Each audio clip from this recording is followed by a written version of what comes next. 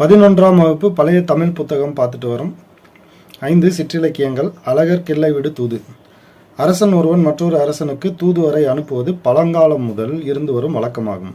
அதியமானின் தூதுவராக அவ்வை சென்றிருப்பார். எங்க தொண்டைமான் கிட்ட சென்றிருப்பார். மனிதர்களை மட்டுமின்றி உயிருள்ள உயிரற்ற பிற பொருட்களையும் தூது அனுப்புவதாக கற்பனை செய்து பாடும் வழக்கமும் அன்று இருந்தது. இதுவே பிற்காலத்தில் ஒரு சிற்றிலக்கிய வகையாக உருவாகிறது. சிற்றிலக்கியங்கள் 96 வகைப்படும். தூது அனுப்புகிற பொருட்கள் 10. அன்னம், காற்று, தமிழ், தென்றல், இது மாதிரி. தூது 96 வகை சிற்றிலக்கியங்களுள் ஒன்று. தலைவன் ஒருவனை கண்டு காதல் கொண்ட தலைவி ஒருத்தி தன் காதலையும் பிரிவாற்றாமையையும் வெளிப்படுத்த விரும்பி தலைவன் பால் தூது அனுப்புவதாக பாடுவது தூது இலக்கியம்.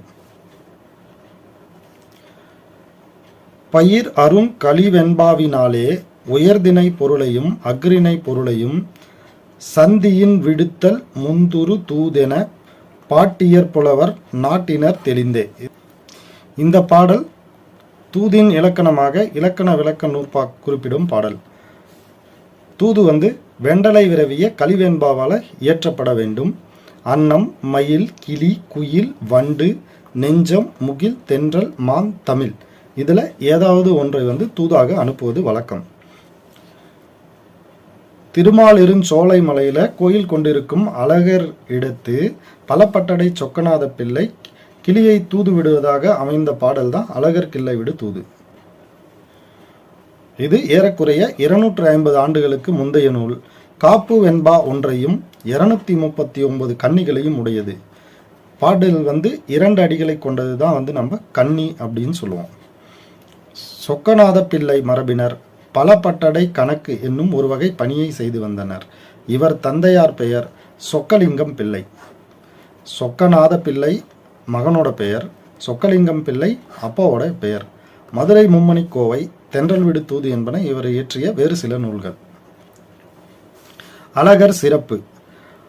அறிவடிவும் ஆய் பின் அரண் வடிவுமாகி பெரியதொரு தூணில் பிறந்து கரிய வரை தடந்தோள் அவுணன் வன் காயம் கூட்டி அரைத்திடுஞ் சேனை அருந்தி உருத்திரனாய் பண்ணும் தொழிலை பகைத்து நில காப்பும் அணிந்து உண்ணும் படியெல்லா உண்டருளி வெண்ணையுடன் பூதனை தந்த பால் போதாமலே பசித்து வேதனையும் பெற்று வெளிநின்று பாதவத்தை தள்ளு நடையிட்டு தவழ்ந்து விளையாடும் பிள்ளமை நீங்காத பெற்றியான் உள்ளிலையார்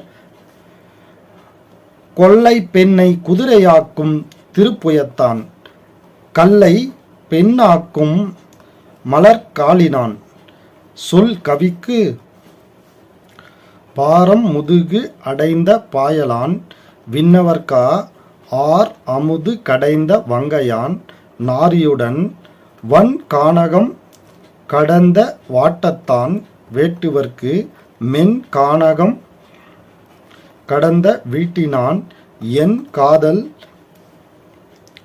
வெள்ளத்து அமிழ்தினோன் வேலைக்கு மேன் மிதந்தோன் உள்ளத்துள்ளான் உலகு காப்பாளன் தெல்லிதின் வெட்ட வெறு வெளியிலே நின்றும் தோற்றாதான் கிட்ட இருந்தும் கிடையாதான் தட்டாது எண்ணிலே மாயன் எனும் பேரினால் ஒளிப்போன் கண்ணன் எனும் பெயரார் காண்பிப்போன். பலப்பட்டடை சொக்கநாத பிள்ளை.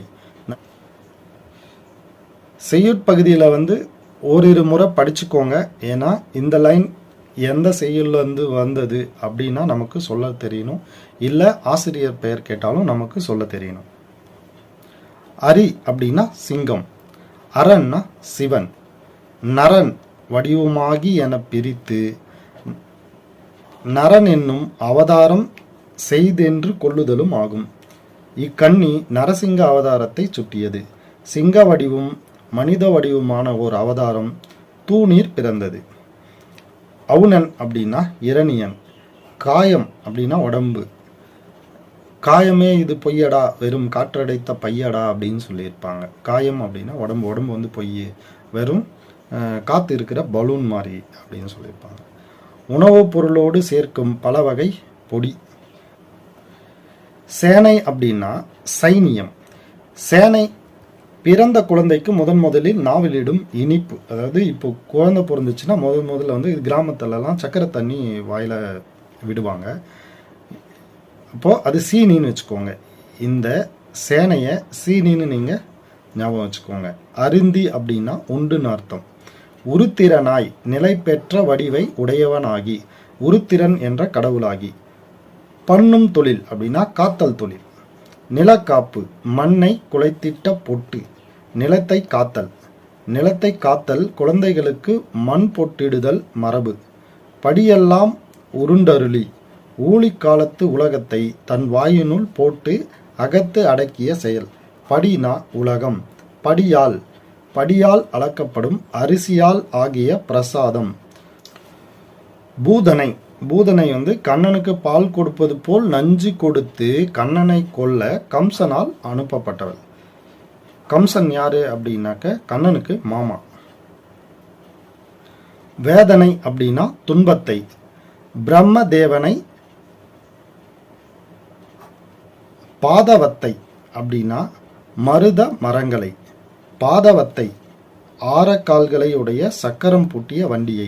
சகடம், அதாவது ஒரு வார்த்தை இருக்கும், செல்வம் சகடக்கால் போல வரும் அப்படின்னு. செல்வம் வந்து ஒரு சக்கரம் சுத்துற மாதிரி மேலே இருக்கும் கீழே இருக்கும், யார்கிட்ட வேணும்னா அது இடம் மாதிரி போயிட்டே இருக்கும் அப்படின்றது பொருள்.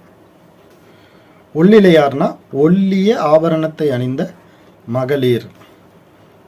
இந்த 1-5 இவ்வழிகளில் குழந்தை பிறத்தலும் சேனை அருந்துதலும் நிலக்காப்பணிதலும் பால் வேண்டி அழுதலும் தவழ்தலும் நடையிடுதலும் ஆகிய பிள்ளை பருவ நிகழ்ச்சிகள் இரட்டுற மொழிதலாக சொல்லப்பட்டுள்ளன. பெண்ணை அப்படின்னா பனை மரம். கொல்லையில் உள்ள பனையை குதிரையாக்குதற்கு காரணமான.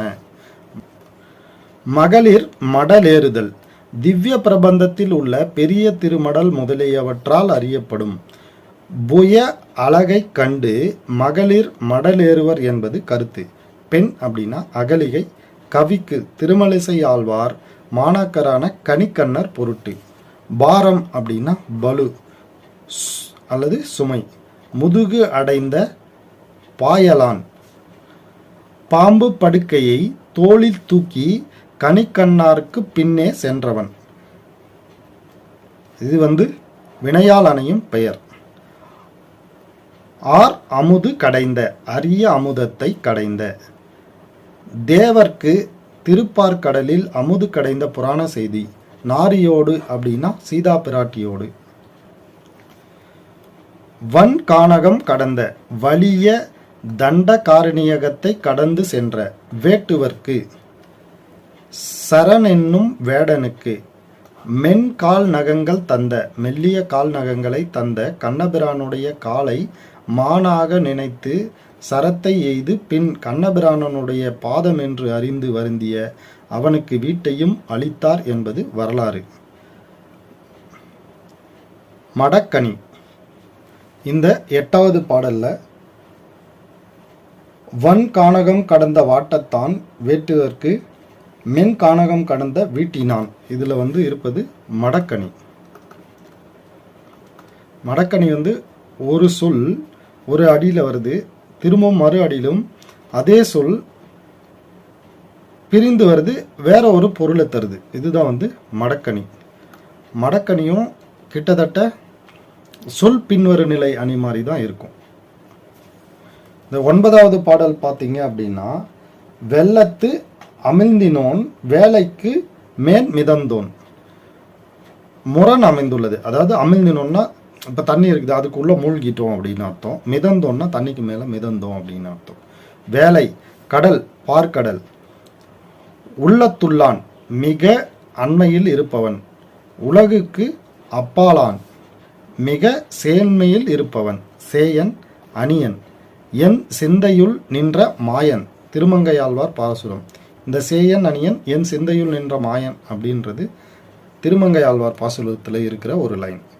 மாயன் கரிய நிறமுடையவன், மாயையை உடையவன்.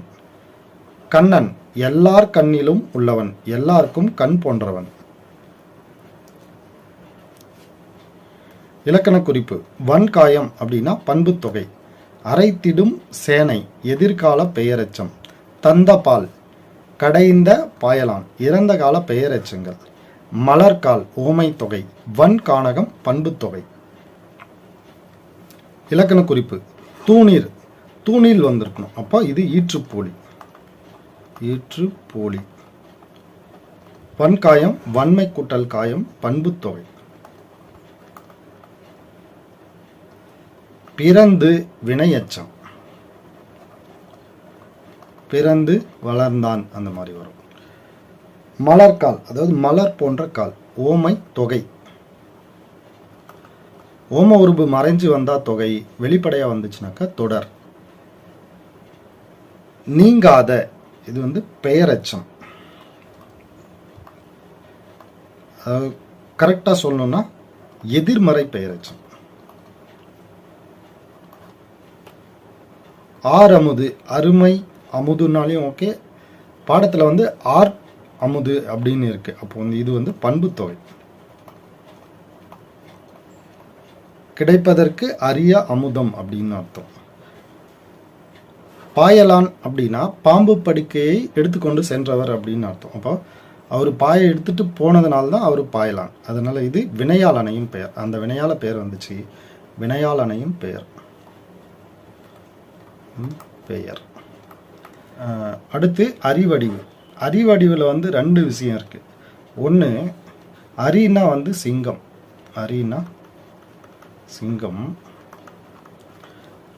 சிங்கம் போன்ற வடிவு அப்படின்னு வச்சிங்கனாக்க ஐந்தாம் வேற்றுமை தொகை வரும். அதாவது ஐந்தாம் வேற்றுமை தொகை எந்த பொருளில் வரும்? நீங்கள், ஒப்பு, எல்லை, ஏது.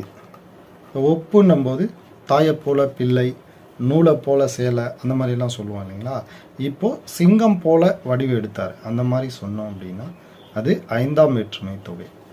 இன்னொன்று சிங்கத்தின் வடிவு அப்படின்னு வந்துச்சுன்னா உரிமை அல்லது கிழமை பொருள்.